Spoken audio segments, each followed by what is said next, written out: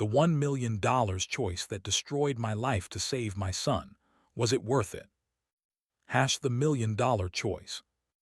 The fluorescent lights of the hospital corridor buzzed with an electrical hum that had become Isabella's constant companion over the past 3 months. She sat in the hard plastic chair outside room 304, her third cup of vending machine coffee going cold in her trembling hands. The clock on the wall read 2:47 a.m., and she'd been awake for nearly 20 hours, having come straight from her night shift at the office building downtown where she cleaned floors on her hands and knees. Her son Lucas lay beyond that door, his small chest rising and falling with a rhythm that grew more labored each day. 8 years old, with his father's dark eyes and her stubborn chin, he'd been diagnosed 3 weeks ago with acute lymphoblastic leukemia, a name Isabella had to practice saying because it felt foreign on her tongue, like speaking a language designed specifically to break mothers' hearts. Isabella's fingers were raw from scrubbing, her back ached from the constant bending, and her feet throbbed in shoes she'd owned for 4 years because new ones weren't in the budget. She worked 3 jobs: the night cleaning shift, a morning waitressing gig at the diner on 5th Street, and weekend cashier hours at the grocery store. Between all of them, she cleared maybe $32,000 a year, enough to keep their small apartment, put food on the table, and occasionally buy Lucas the superhero action figures he loved. Not enough to save his life.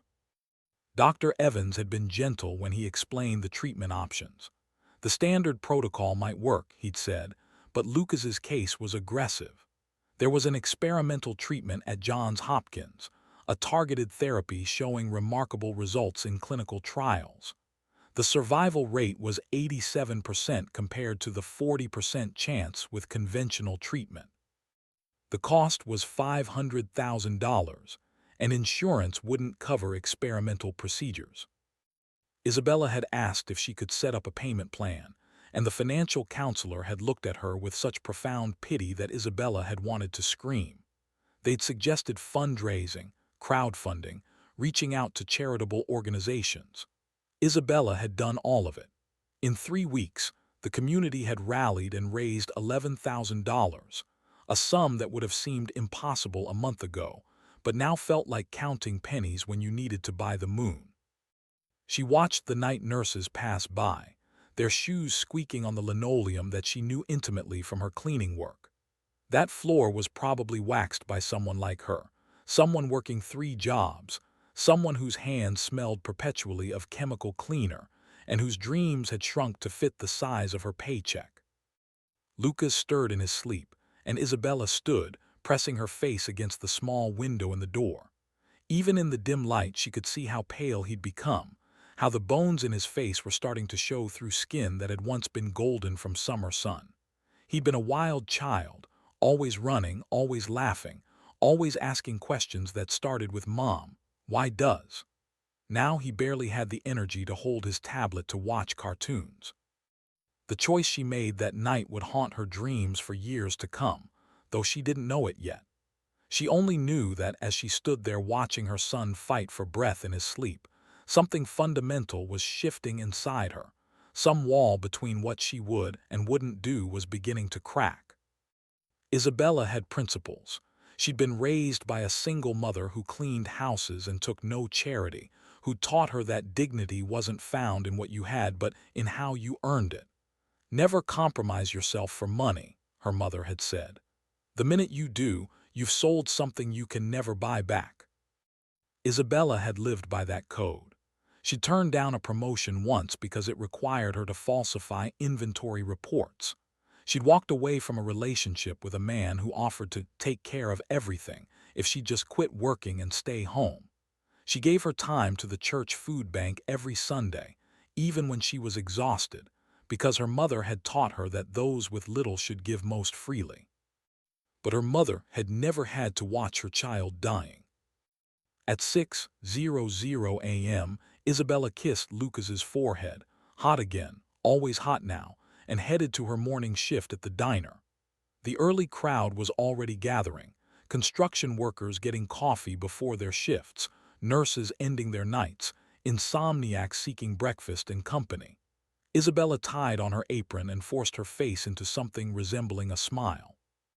"How's your boy?" Margaret, the other morning waitress, asked as they prepared for the rush. "Fighting," Isabella said, because it was easier than the truth. The hours blurred together in a rhythm of orders and plates and coffee refills. Isabella's feet screamed, her back protested, but she kept moving because stopping meant thinking, and thinking meant calculating the impossible mathematics of her situation. Lucas needed $500,000. She had $11,000 in donations and maybe $3,000 in savings she'd been keeping for emergencies, though she couldn't imagine a bigger emergency than this. 47 more weeks of working 3 jobs might get her to $50,000 if she didn't pay rent or eat or keep the lights on. Lucas didn't have 47 weeks. The lunch rush was thinning when a man in an expensive suit sat in her section. Isabella noticed him because people in $1,000 suits didn't usually frequent Tommy's diner, where the special was meatloaf and the coffee was strong enough to strip paint. He was perhaps 60, with silver hair and eyes that seemed to calculate the worth of everything they saw. "Coffee, please," he said when Isabella approached. "Black." She poured and was turning away when he spoke again. "You're Isabella Martinez, aren't you?" She froze. The diner suddenly felt smaller, the air thicker. "Do I know you?" "No, but I know you. I know about your son Lucas. I know about the experimental treatment. I know about the $500,000 you don't have." He gestured to the seat across from him. "Please, sit down." Isabella glanced at the kitchen, where Tommy was watching through the order window. She should walk away. She should tell this stranger that her son was none of his business. Instead, she felt her legs carrying her to the booth, sitting across from this man who knew too much about her life. "My name is Richard Blackwood," he said. "I'm a businessman, among other things. I have a proposition for you." But what Isabella discovered about Mr. Blackwood's true intentions would shatter her understanding of morality, though first, she had to hear what those intentions were. "I don't take charity," Isabella said, her mother's voice echoing in her head. Blackwood smiled, but it didn't reach his calculating eyes. "This isn't charity, Mrs. Martinez. This is a business transaction. I'm prepared to give you $1 million, enough for Lucas's treatment and all associated costs, with plenty left over for your future security. In exchange, I need you to do something for me." Isabella's heart hammered against her ribs. What kind of something? "Nothing illegal," Blackwood assured her, pulling a slim folder from his briefcase. "I need you to testify in a court case. A colleague of mine is being sued by his ex-wife for custody of their children. He's a good man, a good father, but his ex-wife has painted him as a monster. I need you to testify that you witnessed her being violent, unstable, unfit for custody." Isabella's stomach dropped. "But I don't know these people. I've never witnessed anything." "Exactly. You'll be testifying to events that never happened. You'll be lying under oath." Blackwood leaned back, completely at ease. "I know what you're thinking. You're thinking about your principles, about right and wrong. But let me ask you something, Mrs. Martinez. What's more wrong? Telling a lie to help a good father keep his children, or letting your own son die because you're too proud to compromise?" "That's not fair," Isabella whispered. "Life isn't fair. Lucas's cancer isn't fair. The fact that experimental treatments cost $500,000 isn't fair, but here I am, offering you a solution." He slid the folder across the table. "Everything you need to know is in here. The hearing is in 2 weeks. You memorize the script, you testify, and within 24 hours, $1 million will be in an account in your name." Isabella's hands shook as she touched the folder. "Why me?"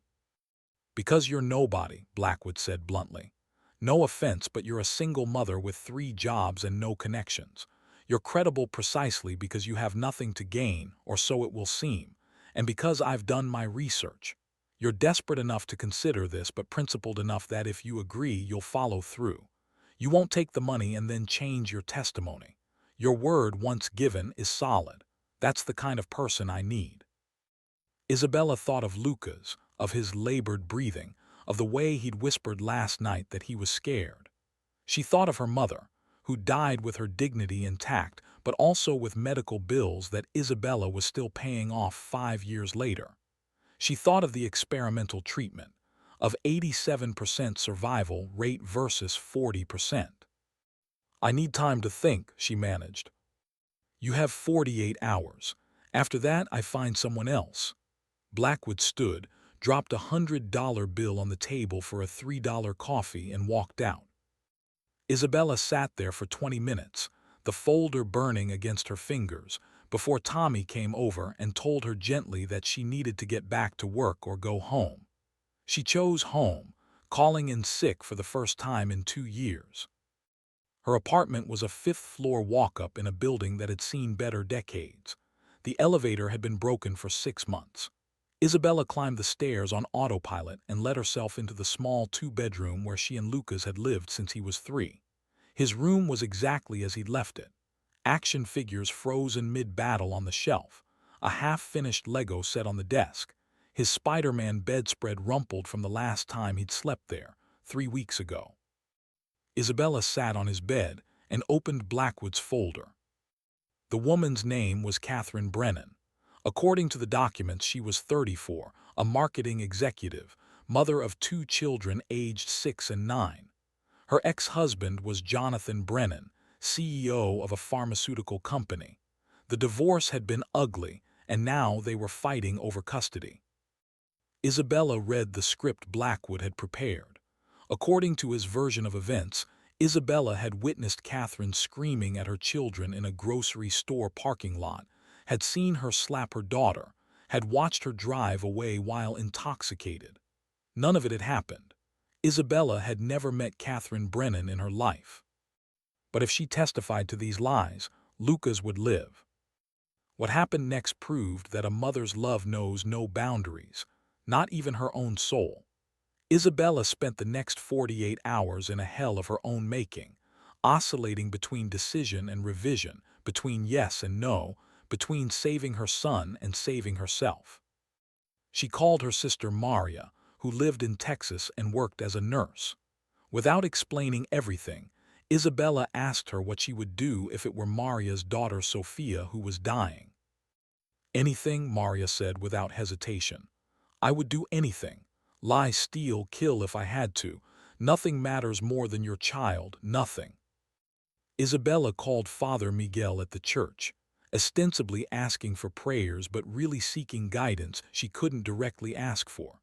He talked about sacrifice and love, about how God understood a mother's heart, about how sometimes the moral path wasn't clear-cut. She didn't sleep. She worked her shifts in a fog, nearly pouring coffee on a customer's lap, forgetting orders, moving through the world like a ghost haunting her own life.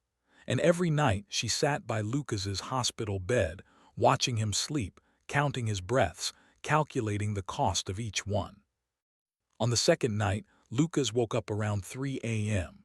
His eyes were bright with fever, but he smiled when he saw her. "Mom," he whispered, "are you okay? You look sad." Isabella fought back tears. "I'm fine, baby. How are you feeling?" "Tired, but I had a good dream. I dreamed I was Spider-Man and I was all better and we went to the park." He coughed, a wet sound that terrified her. "Do you think I'll get better?" "Yes," Isabella said, and in that moment she made her choice. "Yes, baby, you're going to get better, I promise." She called Blackwood the next morning from a payphone outside the hospital. "I'll do it." "Excellent decision, Mrs. Martinez. I'll send a car for you tomorrow at noon. We'll go over everything." The car was a black Mercedes with leather seats softer than anything Isabella had ever sat on. The driver took her to an office building in the financial district, to a suite on the 30th floor with views of the entire city. Blackwood was waiting with a woman named Susan Chen, an attorney who would be prepping Isabella for her testimony. For 6 hours they drilled her. What did Catherine Brennan look like? What was she wearing? What exactly did she say to her children? What time of day was it? What grocery store? What kind of car was she driving? Every detail had to be perfect, consistent, believable. Isabella learned that lying well required more precision than telling the truth. The truth had the flexibility of actual memory, with its natural gaps and uncertainties. But a lie had to be airtight, consistent, rehearsed, until it became a kind of false memory. "You're doing very well," Susan said toward the end of the session. "You have an honest face. A jury will believe you." The secret Mr. Blackwood revealed about the money changed everything Isabella believed about sacrifice, though she wouldn't learn it until later. For now, she simply took the script home and memorized it like lines for a play in which she'd never wanted a role. The court hearing was scheduled for the following Tuesday. Blackwood had arranged for Isabella to take the week off from all 3 jobs. He'd paid her wages, plus extra, so she could focus on preparation. Lucas remained in the hospital, stable but deteriorating, the doctors growing more concerned as they ran out of conventional options. Dr. Evans pulled Isabella aside on Friday. "I don't want to pressure you, but we're running out of time. If we're going to pursue the experimental treatment, we need to start within the next 2 weeks. After that," he didn't finish the sentence. He didn't need to. "We'll have the money," Isabella said. "The fundraising is going well." Yes, Isabella lied. It was getting easier. That weekend, Isabella tried to act normally, but normalcy had become a foreign country. She visited Lucas, read him stories, held his hand while he slept. She went to church on Sunday, sitting in the back pew, unable to take communion because the host would surely turn to ash in her mouth. Father Miguel spoke about moral courage, about standing up for what's right even when it's difficult. Isabella wanted to laugh, or scream, or confess everything to this man who'd baptized Lucas, who'd counseled her through her divorce, who represented everything she was about to betray. After the service, she lit a candle for her mother's soul and prayed for forgiveness she wasn't sure she deserved. Monday night, Isabella couldn't eat. She rehearsed her testimony one final time, staring at herself in the bathroom mirror, watching her lips form lies that would save her son and damn her soul. She looked the same, still the same tired eyes, the same worried lines, the same hands raw from work. But inside, something fundamental had shifted. She was becoming someone else, someone who could lie under oath, someone who could destroy a woman she'd never met for money. For Lucas, everything was for Lucas. Tuesday morning arrived with cruel sunshine. Isabella put on the outfit Blackwood had provided, a conservative blue dress that made her look respectable, trustworthy, like someone who would never lie. She took a cab to the courthouse, another expense she didn't have to worry about because Blackwood was covering everything. He met her in the hallway outside the courtroom, impeccable in a charcoal suit, confident as a man who'd bought what he needed. "Remember, Mrs. Martinez, just stick to the script. Make eye contact with the judge. If you're not sure how to answer something, pause like you're remembering. Don't be too perfect. Real memories have gaps." Isabella nodded, her mouth too dry to speak. The courtroom was smaller than she'd expected from television, more intimate, which somehow made it worse.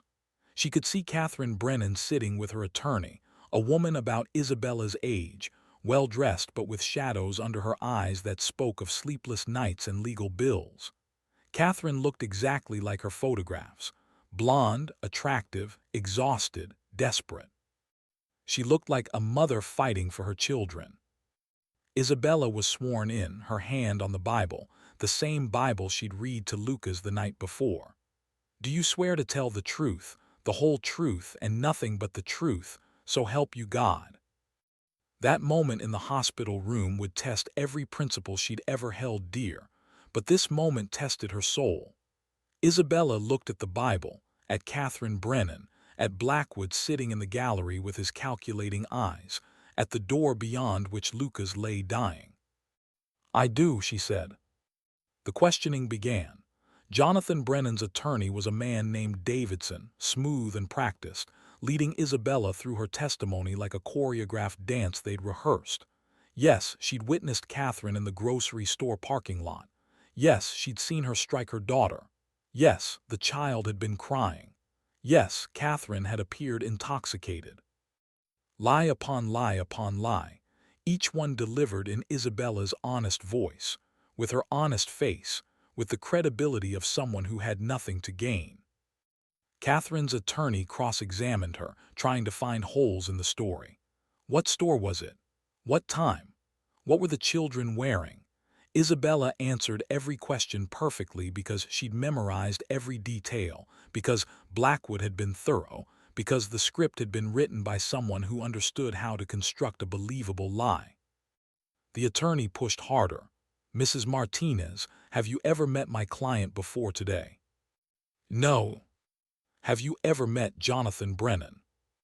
No. So you have no stake in this case. No reason to favor one parent over the other. No, I'm just telling what I saw. And you're certain it was my client you saw, not someone who looked like her. Isabella met Catherine's eyes across the courtroom and saw the moment the other woman understood she was being destroyed by perjury. Saw the betrayal, the disbelief, the desperate hope that somehow Isabella would recant, would tell the truth, would show mercy. But mercy was a luxury Isabella couldn't afford. I'm certain, Isabella said. The hearing concluded. The judge would issue a ruling within a week.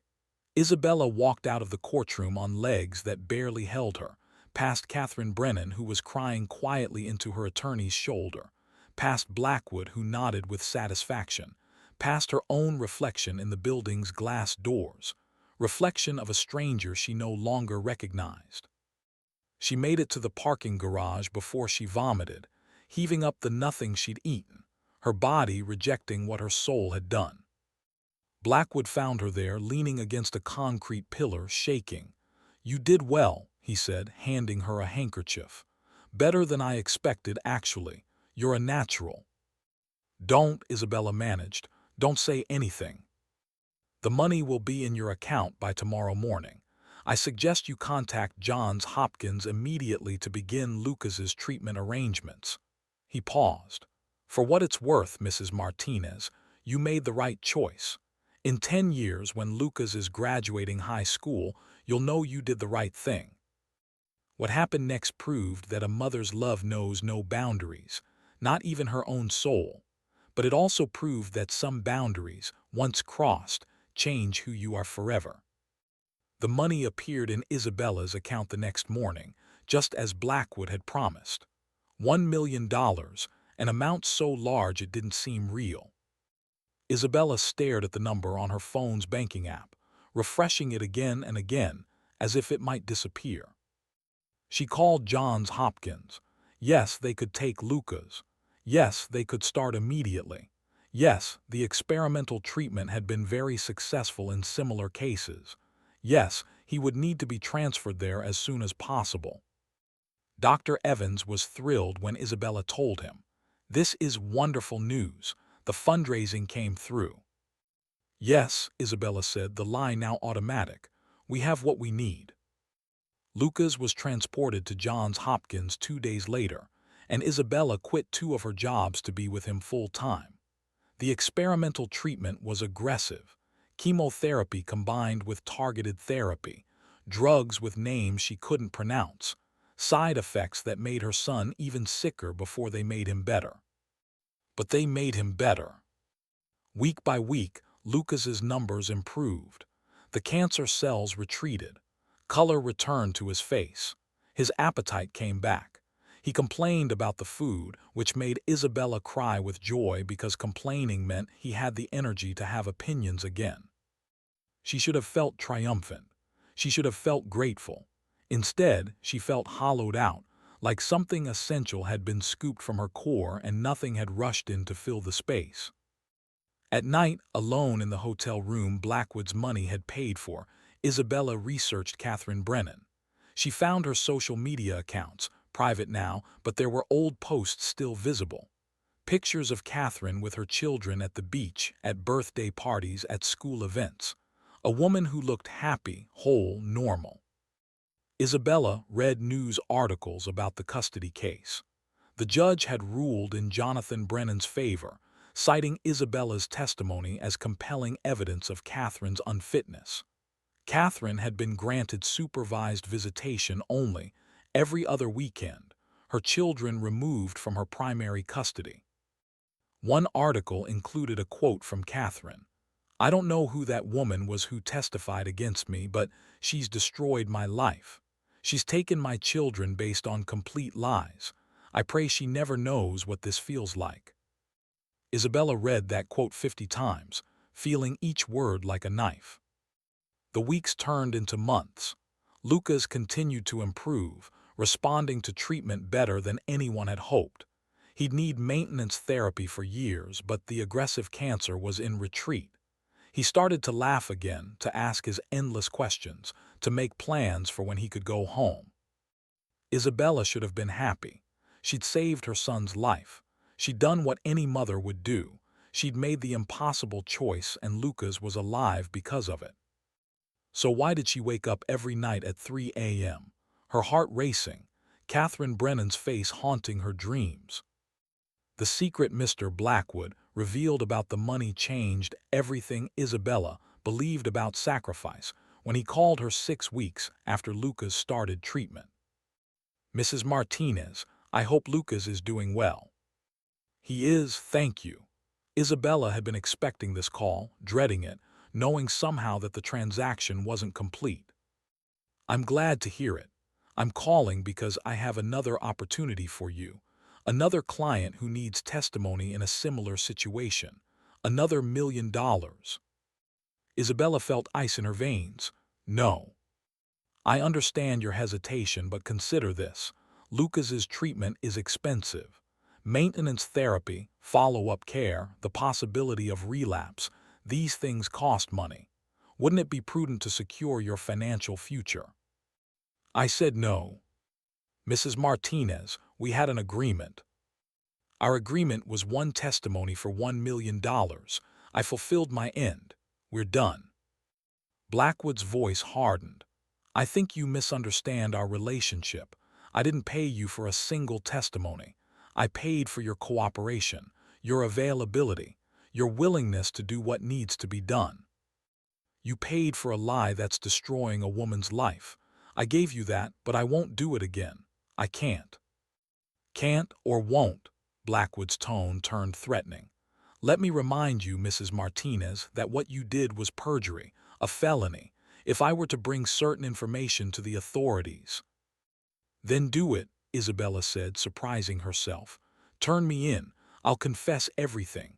I'll tell them about you, about Jonathan Brennan, about all of it. And lose everything, the money, Lucas's treatment." "Lucas is in treatment. They can't just stop because I can't pay. I'll figure it out. I always have." Isabella's voice shook but held firm. "What I won't do is become the person you want me to be. I crossed a line once for my son. I'll live with that forever, but I won't cross it again." Blackwood was silent for a long moment. "You're making a mistake." "Probably, but it's my mistake to make." He hung up without another word. Isabella sat in the hospital cafeteria, her untouched coffee going cold, waiting for the panic to hit, waiting for Blackwood to make good on his threat, waiting for police to arrive and arrest her for perjury. But nothing happened. Days passed, then weeks. Lucas continued to improve. Isabella returned to her apartment, to her single remaining job at the diner. She kept it not because she needed the money now, but because she needed the normalcy, the routine, the connection to who she'd been before. Tommy welcomed her back with a hug. "Your boy doing better." "Much better, the treatment's working." "Miracle of modern medicine," Tommy said. "And of a mother's love, there's nothing stronger." If only he knew. That night, Isabella did something she'd been avoiding for months. She went to confession. Father Miguel sat on the other side of the screen, waiting patiently as Isabella struggled to find words for what she'd done. "Father, I committed a terrible sin. I lied under oath. I destroyed someone's life for money to save my son." She told him everything. Blackwood, the testimony, Catherine Brennan, the $1 million, the choice between her principles and her child's life. When she finished, she was crying, years of held-back tears finally breaking through. "Do you regret what you did?" Father Miguel asked gently. "I don't know. I regret hurting Catherine Brennan. I regret lying. I regret becoming someone who could do that. But if I had to choose again, if it was Lucas's life or my principles, I think I'd make the same choice. Does that mean I'm beyond redemption?" "No, my child. It means you're human. The choice between two loves, our love for our children and our love for righteousness, is perhaps the cruelest choice we can face. Your mother's love for Lucas is not a sin. The means you chose to express that love were wrong, but the love itself is holy." "Then what do I do? How do I live with what I've done?" "You repent, not by undoing it. Some things can't be undone, but by learning from it, by becoming someone who does better going forward. And perhaps by finding a way to make amends." Isabella left the church with no absolution. Father Miguel had been clear that secular crimes required secular consequences, but with something like peace. Not forgiveness, but understanding. Not redemption, but a path forward. She began researching Catherine Brennan seriously, found her address, her workplace, her life that had been shattered by Isabella's testimony. Catherine had lost her marketing job, probably from the stress and stigma of the custody case. She'd moved to a smaller apartment. Her social media showed a woman fighting to maintain connection with children she saw 4 days a month. What happened next proved that a mother's love knows no boundaries, not even her own soul, and that redemption, when it comes, arrives in forms we don't expect. Isabella struggled with what to do for weeks. Confessing the truth would mean prison, would mean losing Lucas, would mean destroying the miracle she'd bought with her lies. But keeping silent meant Catherine Brennan continued to suffer for crimes she hadn't committed. The answer came from an unexpected source. Lucas, now in remission and back home, asked her one evening why she seemed so sad. "The cancer's gone, Mom. I'm getting better. Why aren't you happy?" Isabella tried to explain in terms an 8-year-old could understand.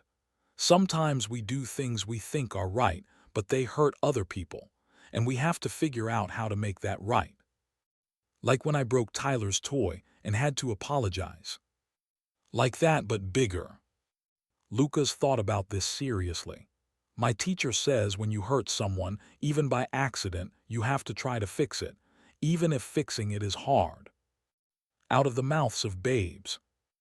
Isabella hired a lawyer, not with Blackwood's money, which she'd barely touched beyond Lucas's medical bills, but by taking out a loan against future earnings.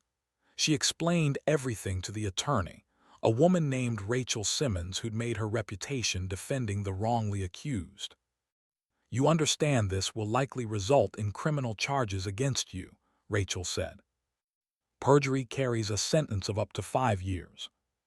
I understand, but I can't let Catherine Brennan keep paying for my lies." Rachel looked at her with something like respect. "Let me see what I can do." What Rachel did was approach Catherine's attorney with a stunning proposition. Isabella would recant her testimony in a sworn affidavit, admitting to perjury and explaining that she'd been coerced by Richard Blackwood. In exchange, Catherine would agree not to press charges and to advocate for a lenient sentence from the court. The gamble was whether Catherine would want revenge or justice. Catherine chose justice. They met in Rachel's office, two mothers who'd never wanted to be enemies. Catherine looked older than her photographs, worn down by months of fighting for her children. Isabella looked hollowed out, haunted by what she'd done. "Why?" Catherine asked. "Why did you do it?" Isabella told her about Lucas, about the cancer, about the impossible choice. She didn't offer it as an excuse. There was no excuse, but as an explanation. "I had a choice between my principles and my child's life," Isabella said. "I chose my child. I'm not asking you to forgive me. I'm just asking you to understand that a mother's desperation can make her into someone she never thought she'd become." Catherine was silent for a long time. "I understand that desperation," she finally said. "I've been living it for 6 months, fighting to get my children back. The difference is I didn't lie. I didn't destroy someone else's life." "No, you didn't. You're stronger than me." "I'm not stronger, I just had different choices." Catherine leaned forward. "Here's what I want to know, is Blackwood real? Did he really coerce you, or are you just trying to avoid prison?" Isabella met her eyes. "He's real. He paid me $1 million to testify against you. He threatened me when I refused to do it again. I have bank records, phone records, everything." "Then help me destroy him," Catherine said. "Help me make sure he can't do this to anyone else. That's how you make amends." And so Isabella became a witness again, but this time for the truth. The investigation into Richard Blackwood took 6 months. It turned out Isabella wasn't his only bought witness. Over 15 years, Blackwood had been manipulating court cases, bribing witnesses, and destroying lives for clients who paid his substantial fees. Jonathan Brennan was just one of many. Isabella's testimony, combined with her financial records and evidence from other victims, built a case that was airtight. Blackwood was arrested, charged with multiple counts of witness tampering, bribery, and conspiracy. Jonathan Brennan's custody arrangement was overturned. Catherine got her children back. And Isabella faced her own reckoning.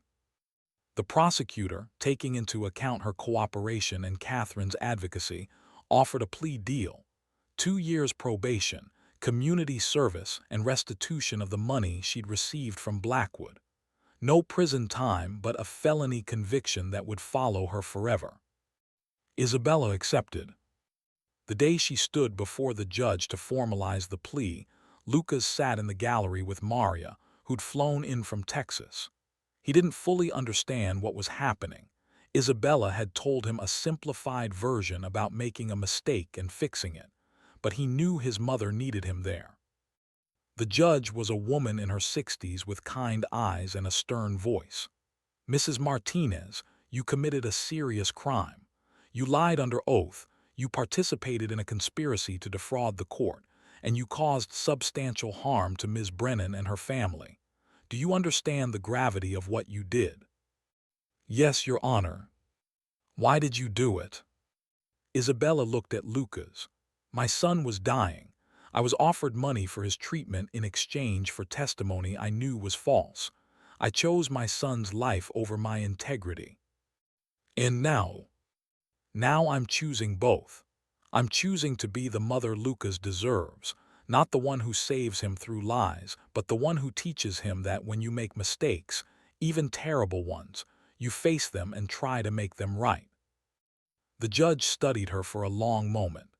"I'm accepting the plea deal with one addition. I want you to speak. I want you to tell your story to other parents, to court officials, to anyone who will listen. I want you to be a warning about how desperation can be exploited and how love can be twisted into justifying terrible things." That moment in the hospital room would test every principle she'd ever held dear. And this moment tested whether she'd learned anything from having failed that test. "I will, Your Honor." The transformation of Lucas through treatment had saved his body. The transformation of Isabella through consequences was saving her soul. She began speaking at family courts, at parenting groups, at churches and community centers. She told her story without flinching from the shameful parts, without trying to justify what she'd done, but also without apologizing for loving her son enough to do the unthinkable. "I'm not here to tell you I was right," she'd say.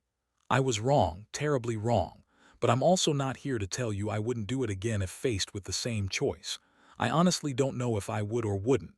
What I am here to tell you is this: when you're desperate, when someone offers you a solution to an impossible problem, when you're asked to compromise your principles for someone you love, stop. Think. Ask for help. Because the price you pay might not be the price you think." Catherine Brennan came to one of these talks, surprising Isabella. Afterward, they had coffee. "How are your kids?" Isabella asked. "Good," confused by everything that happened, but good.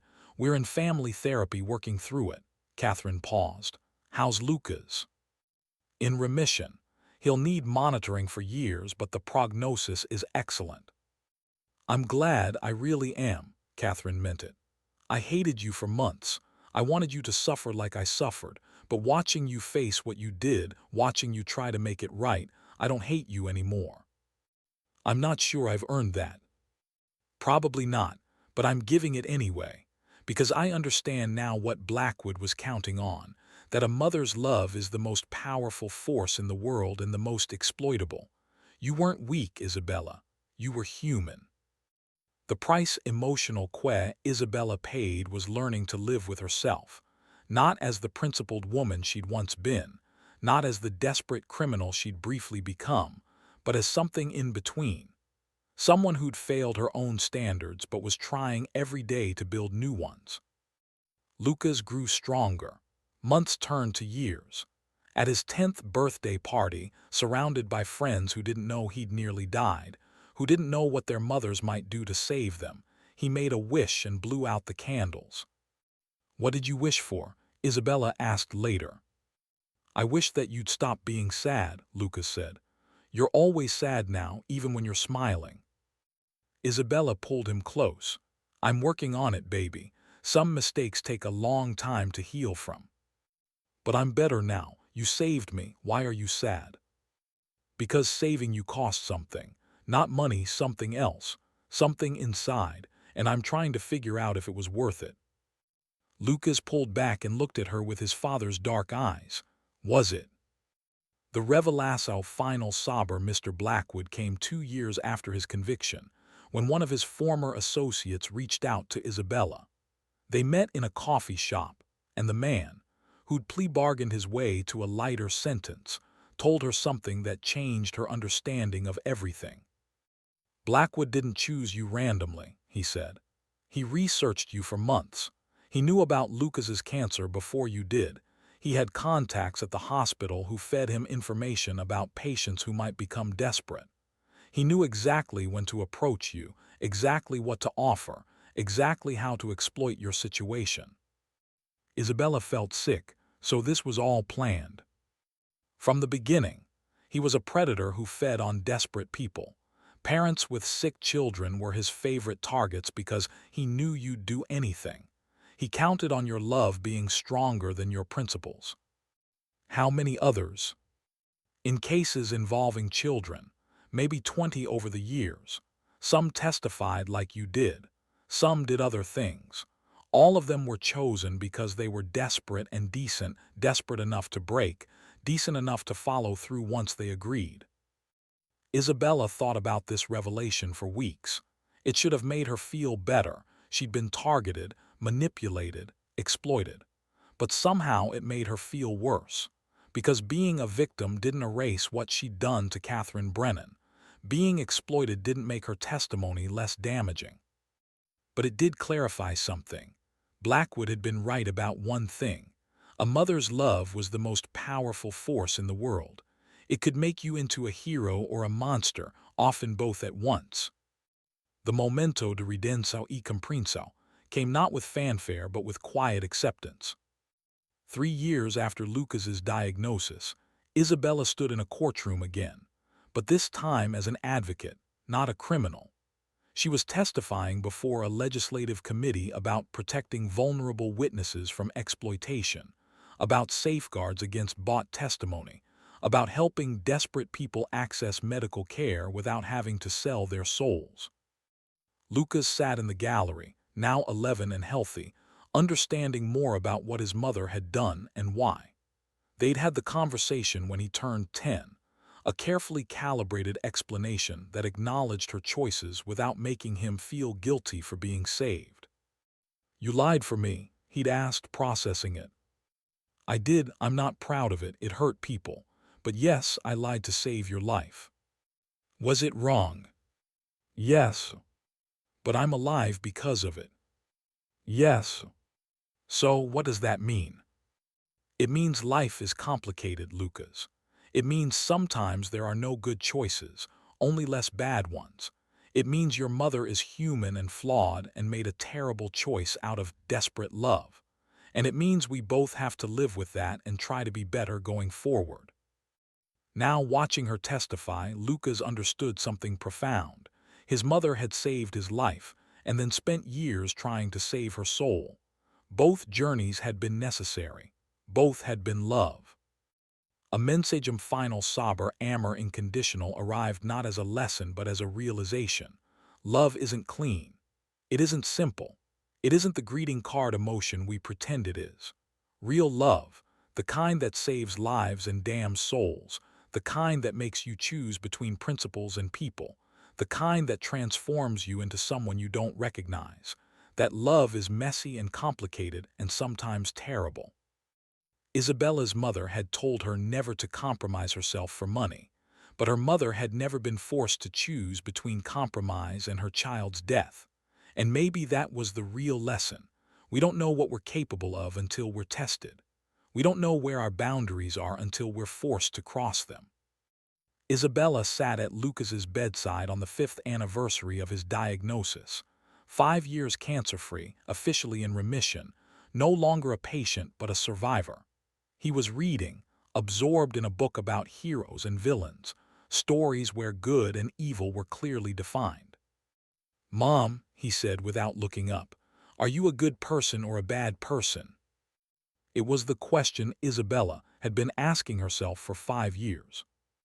"I'm a person who did a bad thing for good reasons," she finally answered. "I'm a person who hurt someone to save someone else. I'm a person who's trying to make amends for choices I'd probably make again if faced with the same situation. What does that make me?" Lucas thought about this. Human. Yeah, baby, human. He went back to his book, satisfied. But Isabella sat there thinking about Catherine Brennan's children, who had their mother back. About the legislation her testimony had helped pass, protecting other desperate people from predators like Blackwood.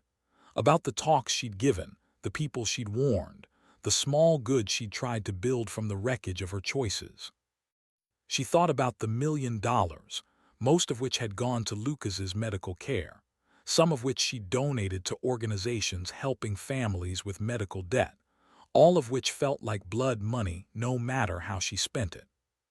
She thought about her mother, who died with her principles intact, and wondered what principles were worth. Were they worth more than a life? Were they worth less? Or was that the wrong question entirely? The truth Isabella had learned was this: when love demands everything, principles become negotiable. Not because principles don't matter, but because love matters more.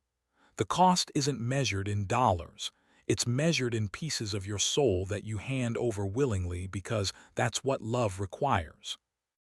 Some people would say she was wrong. Some would say she was right. Isabella had stopped trying to convince either group. She'd done what she'd done. She'd faced the consequences forever, the legal ones, the moral ones, the internal ones that woke her at 3 a.m. and asked if she was a monster or a mother or both. Lucas lived. Catherine Brennan had her children back. Blackwood was in prison. The world had been damaged and repaired in unequal measures, and Isabella stood at the center of it all, neither hero nor villain but something more complicated and more human. On Lucas's 12th birthday, Isabella took him to visit Catherine and her children. It had become a yearly tradition, this meeting of families connected by trauma and transformation. The kids played together while the mothers watched. Two women who'd learned that love could destroy as easily as it could save. That desperation made monsters of angels. That redemption was possible but never complete. "Do you forgive me?" Isabella asked, as she did every year. "I don't know," Catherine answered, as she did every year. "Ask me next year." And that, Isabella had learned, was enough. Not forgiveness, not absolution, but acknowledgement that some wounds heal slowly, that some choices echo forever, that a mother's love, in all its terrible, beautiful complexity, was the most powerful and dangerous force in the universe. Lucas laughed at something one of Catherine's children said, the sound bright and clear and alive. And Isabella, watching him, knew she'd make the same choice again, would sell her soul again, would lie and steal and destroy again if that's what love demanded. Because when you're a mother, love isn't a choice. It's a compulsion, a religion, a force that makes you capable of both miracles and atrocities. Isabella had committed her atrocity, had faced her consequences, had tried to build something good from the rubble of her choices. And Lucas lived. In the end, maybe that was all that mattered. Or maybe it wasn't. Maybe both were true. Maybe that's what it meant to be human, to live in the space between justification and condemnation, between love and principle, between the person you thought you were and the person circumstances revealed you to be. The sun set over the park where the families had gathered. Children's laughter filled the air. Two mothers sat in complicated silence, bound together by choices neither had wanted to make. And somewhere in that silence, in that gathering dusk, in that moment between past and future, Isabella finally understood. There are no clean choices in love, no pure sacrifices, no simple redemption. There's only what you do, what you live with, and who you become in the aftermath. She'd saved her son by destroying herself, then spent years trying to rebuild something worth saving. The work would never be complete.